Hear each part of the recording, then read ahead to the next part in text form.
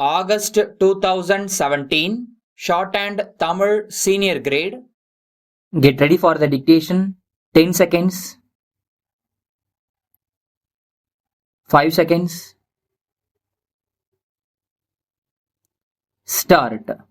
மாண்புமிகு தலைவர் அவர்களே, நேற்று நான் இந்த அவையில் பேசியதை தொடர்ந்து சில கருத்துக்களை சொல்ல விரும்புகிறேன். விவசாயத் துறையில் கடந்த 4 ஆண்டுகளாக ஏற்பட்டுள்ள ஒரு பெரும் புரட்சியை இந்த அவையின் கவனத்துக்கு கொண்டு வந்தேன். அதன் விளைவாக நாம் இன்று உணவு உற்பத்தியில் தன்னிறைவு பெற்றிருக்கிறோம் என்பதை சுட்டிக்காட்ட விரும்புகிறேன். ஒருவேளை இன்னும் சில ஆண்டுகளில் வெளி மாநிலங்களுக்கு உணவு பொருள்களை அனுப்பும் நிலையை அடைவோம் என்று எதிர்பார்க்கிறோம். இவ்வாறு உணவு உற்பத்தியில் உச்ச நிலையை அடைய காரணம் அரசின் நல்ல கொள்கைகளும் அவைகளை தீவிரமாக அமுல்படுத்தியதும் என்பதை யாரும் மறுக்க முடியாது. இன்று விவசாயிகளுக்கு ஊக்கம் அளிப்பவை அவர்களுக்கு கொடுக்கப்படும் குறுகிய கால கடன்கள் மற்றும் நீண்ட கால கடன்கள் ஆகும். இவை விவசாயிகள் வட்டி கடைக்காரர்களை தேடி அலையாமல் காத்து அவர்களை நல்ல முறையில் ஈடுபடுத்தி கொண்டிருக்கின்றன என்பது குறிப்பிடத்தக்கது. இத்துறையில் நிலவள வங்கிகள் ஆற்றிய பணியை யாரும் குறைத்து மதிப்பிட முடியாது.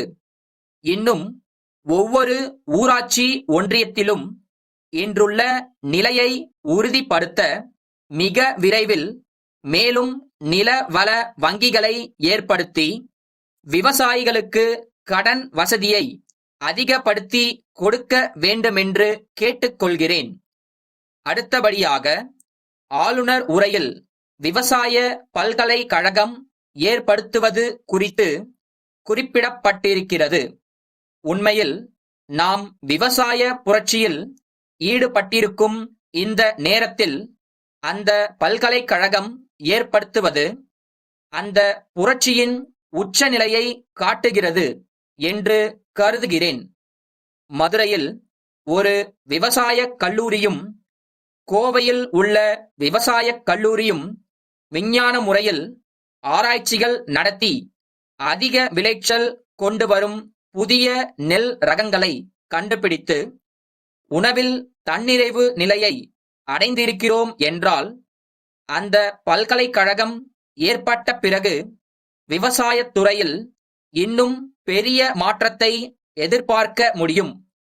இப்போது கோவையில் ஏற்படப் போகும் பல்கலைக்கழகம் 2 கல்லூரிகளை மட்டும் கொண்டதாக இருக்கிறது. திருச்சியில் ஒரு கல்லூரி ஏற்படுத்தப்படும் என்று அறிகிறேன். இன்னும் பல விவசாய கல்லூரிகள் பல பகுதிகளில் ஆரம்பிக்கப்பட வேண்டும் என்று நான் இதற்கு முன்பே சொல்லியிருக்கிறேன். பல தொழில் கல்வி கல்லூரிகளை ஆரம்பித்து கொண்டு போகும்போது தொழில் கல்வி பயின்றவர்களிடம் வேலையில்லா திண்டாட்டம் அதிகப்படும் சூழ்நிலையை பார்க்கிறோம். எனவே விவசாய பட்ட இளைஞர்களை வேலையில்லா திண்டாட்டத்துக்கு ஆளாக்கக்கூடாது. அந்த நிலையில் மேலும் கல்லூரிகளை திறப்பது சிறப்புடையதுதானா என்ற கருத்து நிலவலாம். ஆனால் நான் சொல்லும் விவசாயக் கல்லூரி வெறும் பட்டதாரிகளை உற்பத்தி செய்யும் கல்லூரியாக இல்லாமல் விவசாய வேலையில் ஈடுபட்டுள்ள வயது வந்தவர்களுக்கு அவர்களுடைய ஓய்வு நேரத்தில் 2 அல்லது 3 மணி நேரம் கற்பித்து பிறகு டிப்ளமோ அல்லது சான்றறிக்கை கொடுக்கும் கல்லூரியாக இருக்க வேண்டுமென்று கேட்டுக்கொள்கிறேன். மதுரை விவேக் கூட்டமைப்பிலிருந்து கோவை சுந்தரம் கூட்டமைப்புக்கு எழுதும் கடிதம்.